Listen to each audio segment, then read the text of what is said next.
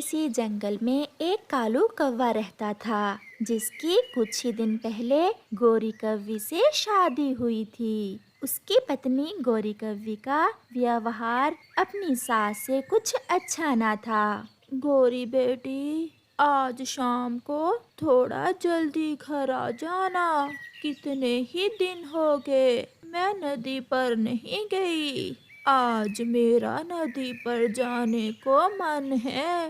کون بیٹی؟ میں اپنی ماں کی بیٹی ہوں، اور خبردار اگر مجھے پھر سے بیٹی کہا تو۔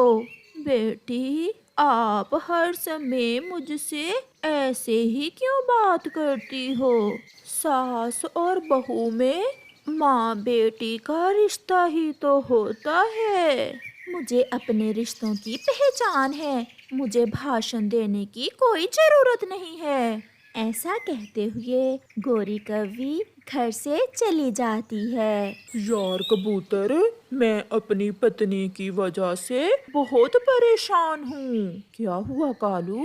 میری پتنی ہر سمے مجھ سے لڑائی کرتی ہے، اور اب تو میری پتنی ماں کے ساتھ رہنا بھی نہیں چاہتی۔ کالو، آپ نے آج تک اپنی ماں کی عزت نہیں کی، اور اب تمہاری پتنی بھی تمہارے جیسی ہی آ گئی ہے، اب تو گئی بیچاری کام سے۔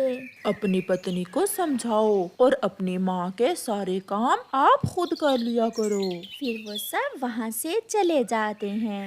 کچھ دن بعد کالو اپنی پتنی سے کہتا ہے، گوری، میں دوسرے جنگل جا رہا ہوں، شام کو دیر سے گھر آؤں گا۔ میرے لیے کوئی میٹھا پھل بھی لیتے آنا، اور بیٹا میرے لیے دوا بھی، مجھے ساری رات نیند نہیں آتی۔ کالو، تم ایسا کرنا، میرا پھل رہنے دینا، اپنی ماں کی دوا ہی لے آنا، یہ تمہاری ماں تو جلتی ہے مجھ سے۔ کالو بنا کچھ کہے گھر سے چلا جاتا ہے۔